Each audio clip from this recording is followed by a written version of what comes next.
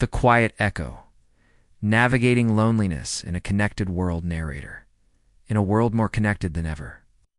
With instant messages and endless social media feeds, there's a paradox many of us feel but rarely admit. This is loneliness. It's that quiet echo in an otherwise noisy room. A gnawing ache of disconnect, even when surrounded by others. It's a deeply human experience, but often cloaked in shame. We believe if we feel lonely, something is wrong with us. But what if loneliness isn't a flaw, but a powerful signal?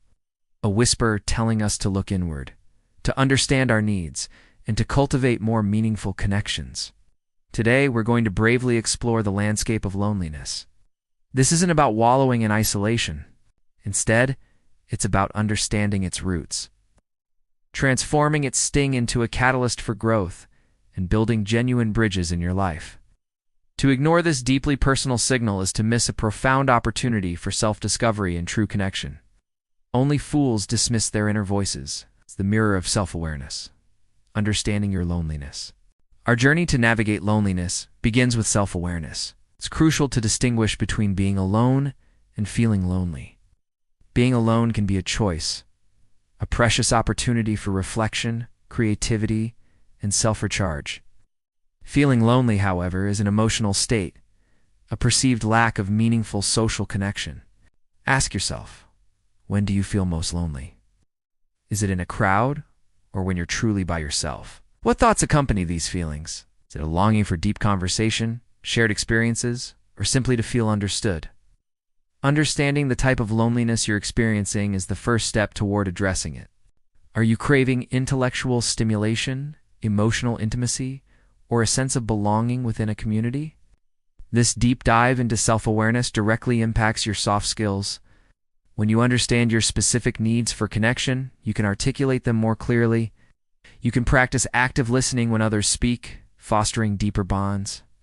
You can develop empathy, not just for others, but for your own feelings of loneliness, recognizing them as valid human experiences. Many struggle with this, fearing vulnerability, but true connection requires it. Consider the profound insight from Mother Teresa. The most terrible poverty is loneliness, and the feeling of being unloved. This quote reminds us that loneliness is not merely an absence of people, but an absence of felt connection and love. It's an emotional poverty. Recognizing this helps us approach our own feelings and those of others with greater compassion. The architect's mindset. Building meaningful connections now. Let's talk about the successful mindset needed to overcome loneliness. This isn't a passive state. It requires you to become the architect of your social life. It demands a proactive, growth-oriented approach. You can't wait for connection to magically appear. You must build it. This means being courageous enough to reach out, to initiate conversations, to suggest activities, and to be the one who takes the first step. It means cultivating resilience in the face of rejection, because not every attempt will lead to a deep bond. Only fools expect every social interaction to be perfect. It also means prioritizing quality over quantity. In our digital age, it's easy to collect hundreds or thousands of friends online, yet still feel profoundly isolated. A successful mindset focuses on nurturing a few deep, authentic connections rather than a superficial network. This might involve setting boundaries with draining relationships and investing time where it truly matters. As the acclaimed author Paulo Coelho wisely wrote, it was the truth, but a truth that not everyone was ready to hear.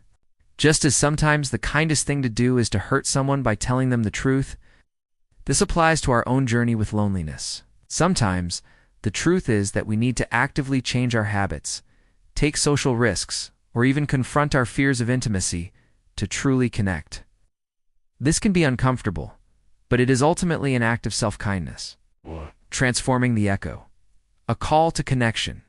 So, how do we transform the echo of loneliness into a melody of connection? It begins with acknowledging its presence without judgment. It's a signal, not a sentence. Then arm yourself with self-awareness to understand your specific needs for connection. Utilize your soft skills, assertiveness, active listening, and empathy to communicate those needs and genuinely engage with others.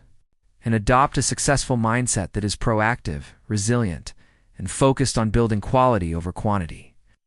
Loneliness is an invitation to examine your relationships, your habits, and your comfort zone. It challenges you to be vulnerable, to reach out, and to invest in the profound human need for belonging. Don't let its quiet echo define you. Let it be the catalyst for creating the rich, authentic connections you deserve. Deep Research Canvas Image Gemini can make mistakes, including about people, so double-check it. Your privacy in Gemini.